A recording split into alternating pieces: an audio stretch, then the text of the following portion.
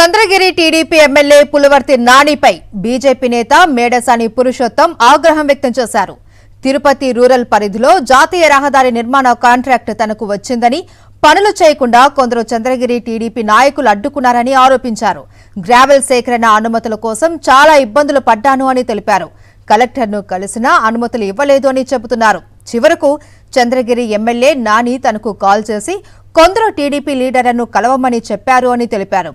TDP మండల అధ్యక్షుడు ఈశ్వర్రెడ్డిని కలిస్తే నెలకు 10 లక్షలు డిమాండ్ చేశాడు అని, తాను బేరమాడితే చివరకు 4 లక్షలు ఇచ్చేలా ఒప్పందం కుదిరిందని అంటున్నారు. కూటమిలో ఉన్న తననే పులివర్తి నాని ఇబ్బందులకు గురి చేస్తూ ఉన్నారని పురుషోత్తం ఆవేదన వ్యక్తం చేశారు. తిరుపతి రూరల్ మండల అధ్యక్షుడు ఈశ్వర్రెడ్డి ఉంటారు, ఆయన్ని కలిసి మీరు మట్టి తీసుకోండి అన్నాడు. సరే, ఆయన్ని ఒక 4-5 సార్లు కలిశాను. కలిస్తే ఆయన ఈరోజు చెప్తా, రేపు చెప్తా, ఈరోజు చెప్తాను ఒక 10-20 రోజులు గడిపాడు. తర్వాత ఒకరోజు నువ్వు వెళ్ళి ఎమ్మెల్యేతో మాట్లాడని అన్నాడు. సరే, నేను ఎమ్మెల్యేని 3 సార్లు ఫోన్ చేశాను. చెప్తాను అన్నాడు. మళ్ళీ ఒకసారి 4 ఇంటికి వెళ్ళి కలిసి ఆఫీస్లో ఉన్నాడు, ఇంటికి ఎదురుగా ఆఫీస్లో ఉంటే నేను చెప్తాను అన్నాడు. సరే, ఆయన మళ్ళీ చెప్పాడేమో మళ్ళీ తర్వాత కలిశాను. ఈశ్వర్రెడ్డి అట్లే నేను ఒకరోజు మాట్లాడుతాను అన్నాడు. ఒకరోజు ఒకలో అట్లా జూ పార్క్ రోడ్లో కారు వేసుకొని వచ్చాడు. నేను నా కారులో ఉన్నా, ఆయన కారులో. సరే, నా కారులో దిగండి అన్నాడు. నా కారులో దిగి ఆయన కారులో కూర్చున్నాక ఎట్లా మట్టి కావాలని అంటే, లేదన్నా అది దానికి ఏదో ఉంది, మీరు మాట్లాడాలని, కుదరదు. మన కూటమిలో ఉన్నాం కదంటే చంద్రబాబు నాయుడు గురించి చంద్రబాబు నాయుడు చెప్తాడు, ఆయన చెప్పేదానికి ఏముందిలే, మీరు ఏదన్నా మాట్లాడాల్సిందే అన్నాడు. ఏం మాట్లాడాలంటే, సరే లేదు, మీరు నెలకు మాకు 10 లక్షలు కట్టాలన్నాడు.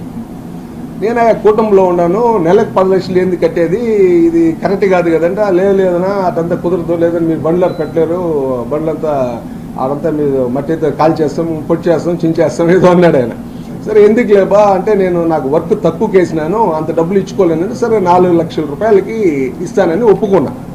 4 లక్షల రూపాయలు నెలలా ఇంకా ఆయన బెదిరింపులు, వాళ్ళు ఎవరు వెనకాల ఆయన బెదిరిస్తాడు, ఆయన వెనకాల ఏదైనా టీం బెదిరిస్తుందో మనకు తెలియదు కదా. సరే, మనం ఏంటంటే కాంట్రాక్ట్ తిన్నాం కాబట్టి ఇంకా తల వంచుకోవాల్సిన పరిస్థితి వచ్చింది కాబట్టి తల వంచుకొని 4 లక్షలు ఒప్పందం చేసుకుని ఆయనకి ప్రతి నెల నేనే ఒక 3-4 నెలలు నేనే వెళ్ళి ఇస్తా ఉన్నా. మళ్ళీ నాకే ఇబ్బందిగా ఉండింది, ఎందుకంటే ఆ పెరుమాళ పిల్లలంతా మా పక్క ఊరోలే కదా, ఈయన ఎందుకు రోజు వెళ్తా అంటాడు అనే ఉద్దేశంతో ఇది కరెక్ట్గా ఉండదని మా స్టాఫ్కి ఎంగేజ్ చేసి మీరు నెల పోయి ఇచ్చేసి, ఏదైనా ఒక నెల 1-2 రోజులు ఆలస్యం కూడా వెంటనే ఫోన్ చేసి ఆయన ఇబ్బంది పెట్టి, ఏమి మీరు ఎందుకు ఇవ్వలేదు అది ఇది అనేవాడు. తర్వాత అలాగా నేను దాదాపు మొన్న ఏప్రిల్ మార్చ్ అప్పుడు మొదలుపెట్టాను 25 నుంచి ఏప్రిల్ 21 వరకు, మొన్న ఏప్రిల్ 26 వరకు దాదాపు ఆయనకి 29 లక్షలు ఇవ్వటం జరిగింది. 29 లక్షలు పే చేశాను, డేట్ వైజ్ 29 లక్షలు పే చేశాను.